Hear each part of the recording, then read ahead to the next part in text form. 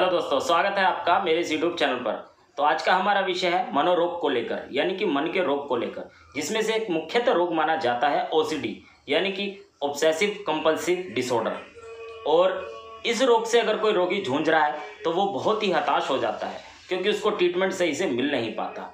वो तो होता ही हताश, लेकिन उसके घर वाले, उसके संबंधी, उसके परिजन ज़्यादा हताश हो जाते हैं उसकी बीमारी को देखते हुए, क्योंकि बीमारी ही इस तरह की होती है। चलिए, बहरहाल मैं आज आपको एक देसी नुस्खा बताने वाला हूँ, जो समझ लीजिए इस चीज़ के लिए रामबाण है। और किसी को अगर डिप्रेशन की शिकायत है, मानसिक रोग से गुजर रहा है, मानसिक परेशानी कुछ भी है, उसको तनाव रहता है, तो वो भी ले सकता है। समझ लीजिए उनके लिए भी बहुत अच्छा काम करेगा ये।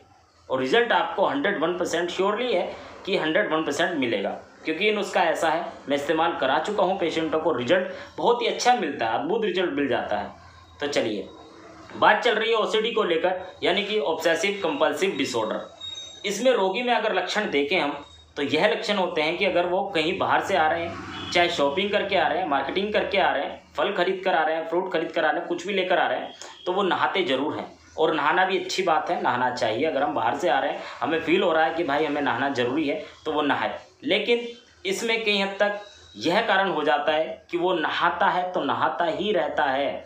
उसको ये लगता है नहाने के बाद भी कि अभी गंदा हूँ, मैं गंदा फील करता है अपने आप को वो, और वो नहाना शुरू कर देता है। बार बार नहाता है, जब तक उसके घर वाले उसको टोकते नहीं हैं कि भाई बहुत देर हो गई है नहाते हुए, अब तो आ जाओ बाहर, तब वो बाहर आते हैं, वरना नहाते रहते हैं।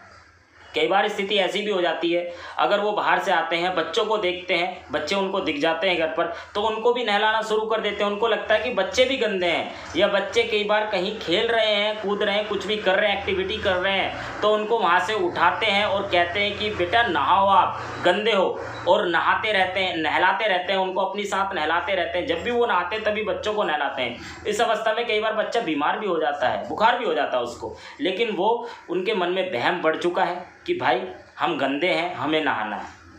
कई बार स्थिति ऐसी हो जाती है, अगर वो हाथ धो रहे हैं तो वो धोते ही रहते हैं, उनको पता ही नहीं है कि कितने समय तक धोना है। बस उनको बार बार यही ध्यान होता है कि हमारे हाथ अभी गंदे हैं, अभी सही से धुले नहीं हैं, हम और धोएं, धोते ही रहते हैं। अगर उनके घर वाले कहते हैं बेटा इधर आओ, हमारे पास बैठो, तो उनको ये लगता है कि ये गंदी जगह है, इस जगह हमें नहीं बैठना है, तो वो साफ़ करते हैं, उसको साफ़ करते ही रहते हैं, करते ही रहते हैं, करते ही रहते हैं। फिर जाकर लास्ट में वो कहीं हद तक बैठते हैं। बैठने के बाद फिर भी उनको फील होता है नहीं अभी भी गंदा है, फिर भी साफ़ करना, तो उसको वो साफ़ करते रहते हैं।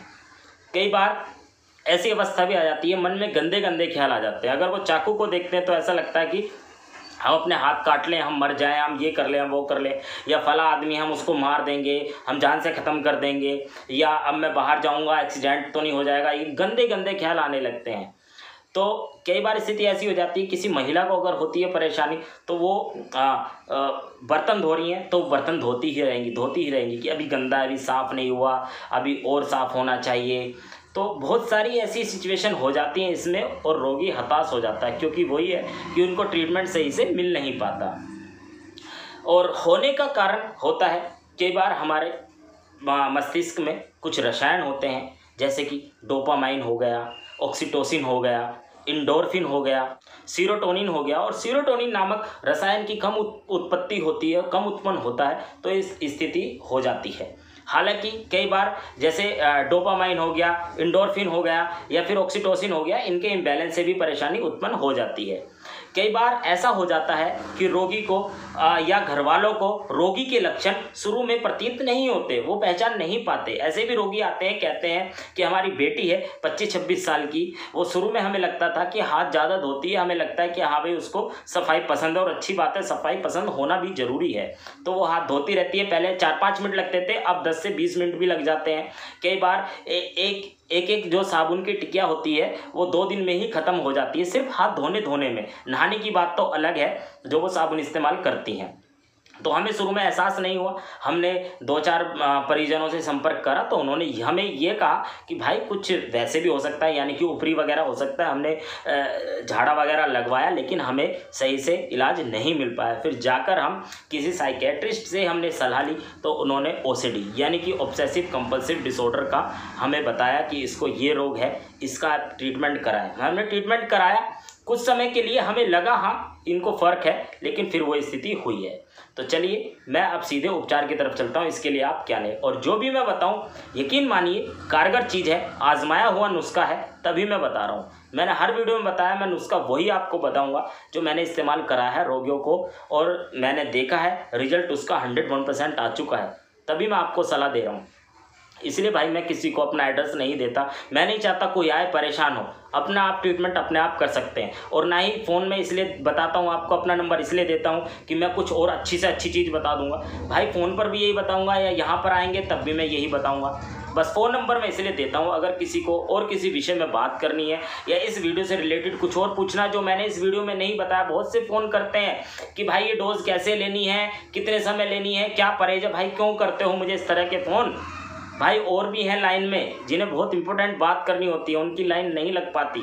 तो कृपया करके भाई ऐसे फ़ोन मुझे ना करें जो मैं वीडियो में बता चुका। आप वीडियो सही से देख लिया करें। बहुत से फ़ोन करते हैं भाई ये मेडिसिन नहीं मिल रही, कहाँ से मिलेगी। भाई आप थोड़ा सा माइंड यूज़ कर लिया करें भाई। अगर नहीं मिल रही तो उससे आप कह सकते हैं कि और भी औषधि आप मंगा रहे हैं, इस तरह की औषधि जो मुझे चाहिए वो मंगा कर दे दो। तो भाई एक बार कोशिश तो करो। आप ट्राई करते नहीं हो, एक दो शॉप पर जाते हो मिलती नहीं है, फिर आप मुझे फ़ोन करते हो, घंटों तक इंतज़ार करते हो, फ़ोन करते रहते हो, तब जाके फ़ोन कॉल पे बात होती है और सिर्फ ये पूछते हो कि भाई मुझे ये नहीं मिला, ये कैसे मिलेगा। भाई ऐसे कैसे काम चलेगा ये बताया।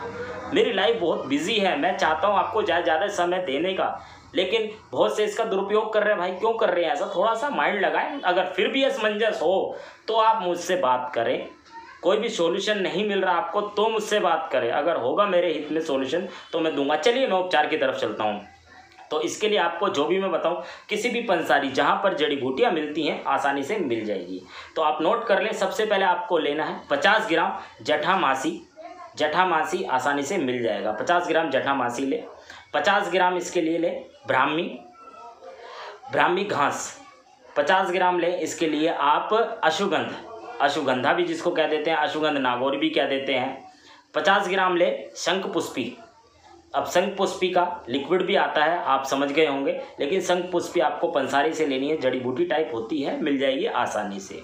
ये आप सभी चीज़ें आप 50-50 ग्राम ले लें।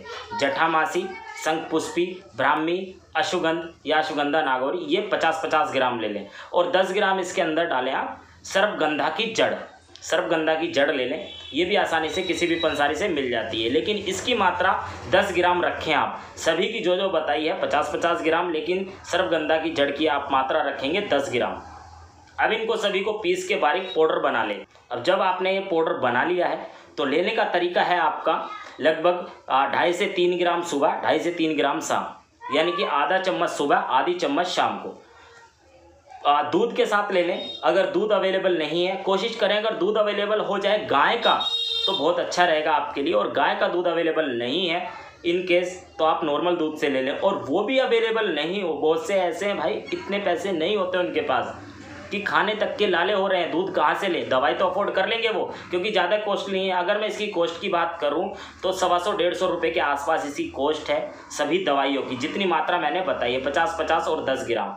तो 125-150 रुपये में आपकी दवाई तैयार हो जाएगी और महीने भर चल जाएगी।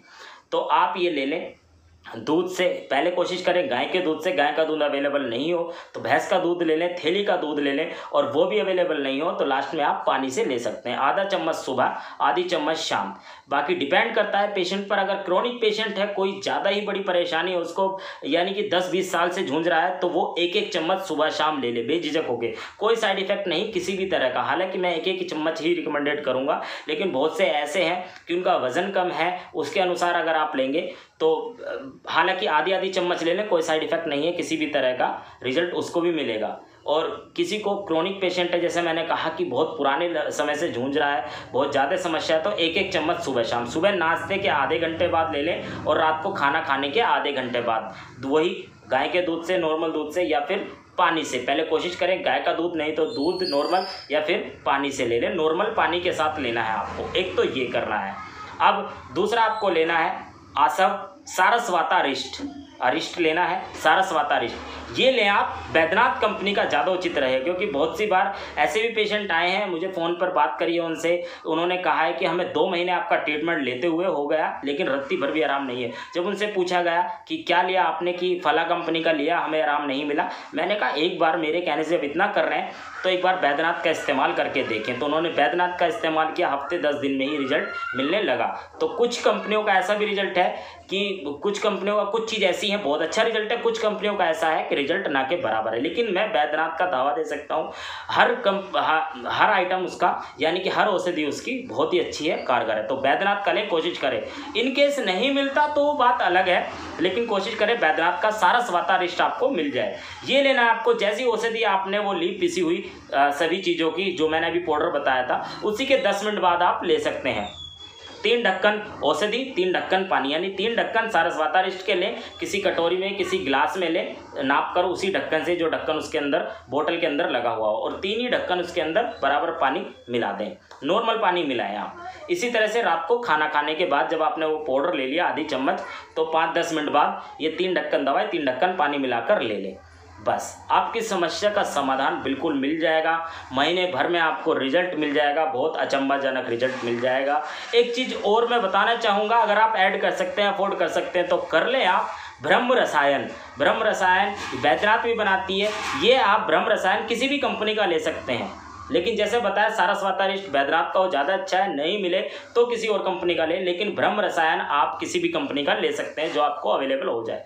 ब्रह्म रसायन ले लें आप, आधी चम्मच सुबह शाम, सभी एक साथ लिए जा सकते हैं 5-5, 10-10 मिनट के अंतर पर। कोई प्रभाव नहीं पड़ेगा, किसी भी प्रकार की दिक्कत नहीं होगी, कोई भी साइड इफेक्ट नहीं है, किसी भी तरह का दुष्परिणाम नहीं है किसी भी तरह का।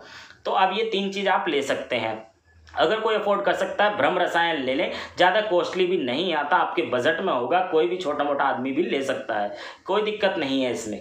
तो आप ये 3 चीज़ ले लें, जैसा मैंने बताया उन चीज़ों का पाउडर ले लें आप, पंसारी से लेकर पीस के पाउडर बना लें, आधी चम्मच सुबह शाम, फिर 5-10 मिनट बाद ब्रह्म रसायन ले सकते हैं पानी से या दूध से, और दूध से ही ले रहे हैं वो औषधि तो दूध से ही उसी समय ब्रह्म रसायन की आधी चम्मच ले लें, कोई आपत्ति नहीं, एक साथ ही ले सकते हैं आप। जैसे वो आधी चम्मच पाउडर लिया, उसी दूध से लिया आपने, उसी दूध से ब्रह्म रसायन ले लें, कोई दिक्कत नहीं है। पानी से ले रहे हैं, उसी पानी से ही वो ले लें उसी टाइम, और 10 मिनट बाद सारस्वत अरिष्ट ले लें। ये दोनों औषधि साथ में ले लें, जो पाउडर है वो और ब्रह्म रसायन एक साथ ले लें, और 10 मिनट बाद सारस्वत अरिष्ट ले लें। बस अब इस तरह से आप अपना उपचार करें, रिजल्ट आपको 101% मिलेगा। इसके बाद कुछ और पूछने की आवश्यकता नहीं पड़ेगी आपको कि अब आराम नहीं हुआ अब क्या करें, लेकिन हाँ इससे ही आराम हो जाएगा। लगातार आप 5-6 महीने तक लेंगे। इसका ट्रीटमेंट थोड़ा सा लंबा है, और लंबा इसीलिए है क्योंकि परेशानी ऐसी है, क्योंकि इस परेशानी का हल हमें हर जगह नहीं मिल पाता।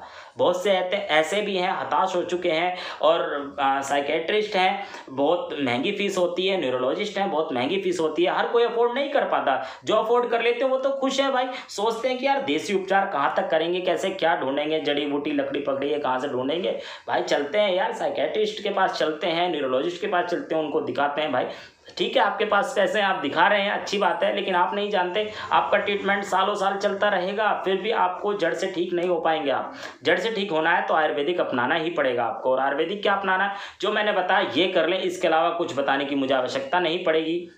परहेज में ज़्यादा तली हुई चीज़ें, ज़्यादा मिर्च मसाले वाली चीज़ें ना लें। नॉनवेज खाते हैं तो फिलहाल नॉनवेज आप स्टॉप कर दें, बिल्कुल बाहर का तला भुना ये बिल्कुल बंद कर दें। हरी साग सब्जी का ज़्यादा सेवन करें, घी का उपयोग कर सकते हैं आप खाने में, घी अच्छा है, गाय का घी इस्तेमाल करें। और रात को सोते समय नाक में गाय का घी भी इस्तेमाल कर सकते हैं। अगर कोई ज़्यादा ही मानसिक तौर से गुजर रहा है, ज़्यादा डिप्रेशन फील कर रहा है, तो रात को सोते समय 1-1 बूंद नाक में गाय का घी जरूर डालें।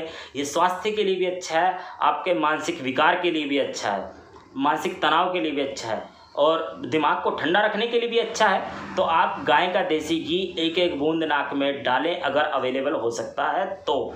बस आप ये करें, जैसे बताया ऐसे करें। कब्ज़ ना रहने दें, अगर किसी को कब्ज़ की शिकायत है तो कब्ज़ का भी साथ में उपचार लिया जा सकता है, लें आप ज़रूर लें, क्योंकि कब्ज़ इसके साथ में ना रहे। क्योंकि कब्ज अगर ज़्यादा लंबे समय तक हो जाती है तो एसिडिटी परेशानी करती है, गैस परेशान करती है, कई बार गैस दिमाग में टकरा जाती है, उसकी वजह से भी परेशानी हो जाती है। तो आप कोशिश करें कब्ज ना रहे। कब्ज के लिए आप चाहे त्रिफला चूर्ण लें, पपीता लें, अमरूद लें, चीकू लें, कोई भी ऐसी चीज़ लें। नॉर्मली इसबगोल की भुस्सी गर्म पानी या गर्म दूध से सोते समय ले लें। या फिर अगर इनसे भी उपचार नहीं मिल पा रहा आपको तो मैंने वीडियो डाली हुई है क्रॉनिक कॉन्स्टिपेशन की, जिसमें आप बेरेस्ट कुंवारी आसव बताए थे, या फिर एक पाउडर बनाने वाला देसी दवाई बताई थी जिसमें सना पत्ती, गुलाब पत्ती, हरड़ छिलका, सफ़ेद जीरा, काला नमक था। वो चूर्ण आप बना सकते हैं। बस आप बाकी ज़्यादा टेंशन ले लें, तनाव ना लें, फ़ोन का ज़्यादा प्रयोग ना करें, कम से कम फ़ोन देखें, कोशिश करें इन चीज़ों का कम से कम सेवन करें और मन को संतुष्ट रखें, ज़्यादा सोच विचार ना करें। और अगर फिर भी ख्याल आता है तो उसको दबाने की कोशिश ना करें। बहुत से ऐसे हैं कि कोशिश करते हैं कि हमें ये ख्याल आ रहा है हम ना करें, ठीक है भाई ठीक हो जाएंगे, तो कोई बात नहीं, आप माइंड फ्री रहें, सोच विचार ना करें, दवाई लेते रहें, ठीक हो जाएंगे, स्वस्थ हो जाएंगे। बस जैसा कहा है, जिस तरह से कहा है, दिनचर्या में यही बदलाव रखें बस, और कुछ नहीं। खाना अगर खा रहे हैं तो चबा चबा कर खाएं। हर वीडियो में बताता हूँ यही बात, उस पर गौर कर रहे हैं आप। खाना चबा चबा कर खाएं और कोशिश करें कि नीचे ज़मीन पर बैठ के खाना खाया करें। बहुत सौ को आदत है बेड पे बैठ के, सोफे पे बैठ के खाने की, तो वो आप त्याग दें आदत, ज़मीन पर बैठ कर खाएँ। सबसे शुद्ध खाना ये होता है, और ऊपर वाले का नाम लेकर खाएँ तो खाने की पूर्ति भी होती है और कोई दिक्कत नहीं होती। बाकी पानी खड़े होकर नहीं पीना चाहिए, बैठकर पानी पीना चाहिए, घुट घुट सिप सिप करके पानी पीना चाहिए। खाना खाने के आधे पौने घंटे पहले या आधे पौने घंटे बाद पीना चाहिए पानी। अगर खाने के साथ में पानी का सेवन करना है तो ज़्यादा ही मजबूरी है 1-2 घुट पी ले, और नहीं पिए तो ज़्यादा अच्छा है। बस बाकी आप ये कर लें, माइंड फ्री रहें, तनाव मुक्त रहें, बस आप बिल्कुल स्वस्थ हो जाएंगे। दावा है मेरा। आप कहीं ना जाएं, कहीं ना भटके, मेरे पास भी ना आए, पैसे किसी को ना दें, मुझे भी ना दें, बस। और कोई भी असमंजस है फ़ोन पर बात करें। डेली बात होती है मेरी सभी से, किसी से नहीं होती, क्षमा चाहूँगा, लेकिन आप कोशिश करें, ज़रूर होगी, 101% होगी। मेरी कोई फ़ीस नहीं है। बहुत से कहते हैं भाई आप मुझसे बात कर रहे हो, मैं फ़ीस देने को तैयार हूँ, तो प्लीज़ ऐसा ना करें। बहुत से SMS करते हैं, मुझे SMS मैं नहीं पढ़ पाता, भाई मत करा करो, बेकार आप परेशान होते हैं कि SMS कर देता हूँ जवाब मिलेगा, आप परेशान हो जाते हो। भाई SMS ना करें मुझे, डायरेक्ट आप कॉल करें, 2 से 3 संडे को छोड़ के डेली कॉल करें, बस। बाकी यही आशा करता हूँ जिस क्षेत्र में आप होंगे हंसते रहेंगे, मुस्कुराते रहेंगे, अपना ध्यान रखेंगे, अपने बच्चों का, अपने परिवार वालों का, और अपने माता पिता की सेवा करेंगे। भाई कल मिलता हूँ नए टॉपिक के साथ। धन्यवाद।